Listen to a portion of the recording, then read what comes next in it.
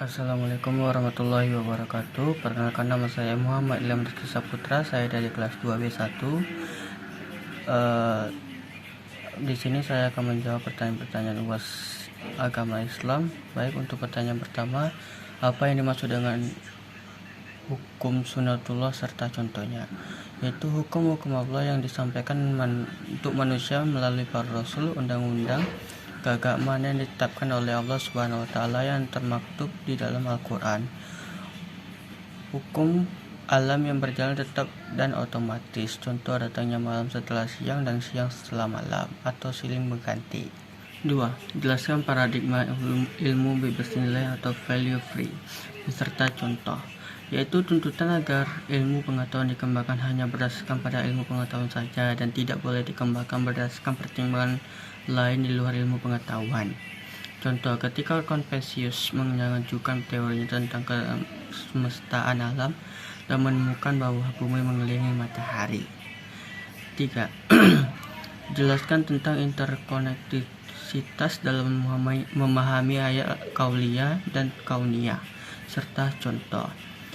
Interkoneksitas antara ayat kauliyah sebagai petunjuk wahyu yang memberikan isyarat global tentang fenomena iptek untuk membantu menjelaskan dan mencocokkan terhadap ayat kauniyah. Contoh, siklus hidrologi atau siklus air. 4. Jelaskan paradigma ilmu tidak bebas nilai atau value bound serta contohnya, yaitu ilmu yang terikat dengan nilai dan harus dikembangkan dengan mempertimbangkan aspek nilai. Perkembangan nilai tidak lepas dari nilai-nilai ekonomi, sosial, religius, dan nilai-nilai lainnya. Contoh, ketika pemerintah membuat suatu peraturan di mana peraturan tersebut sesuai dengan nilai-nilai yang ada di masyarakat. 5. Jelaskan kesatuan antara ayat kauliyah dan kauniyah serta contohnya, yaitu ayat kauniyah akan memberikan petunjuk atau isyarat bagi kebenaran ayat kauniyah. Misalnya pada surah An-Nur ayat 243 mengisyaratkan tentang hujan. Sebaliknya, ayat kauniyah akan menjadi bukti bagi kebenaran ayat kauniyah. 6. Jelaskan sinergi ilmu dan pengintegrasiannya dengan nilai dan ajaran serta contoh, yaitu ajaran Islam dan ilmu pengetahuan tidak terlepas satu sama lain yang memperkuat secara sinergis, holistik, dan integratif.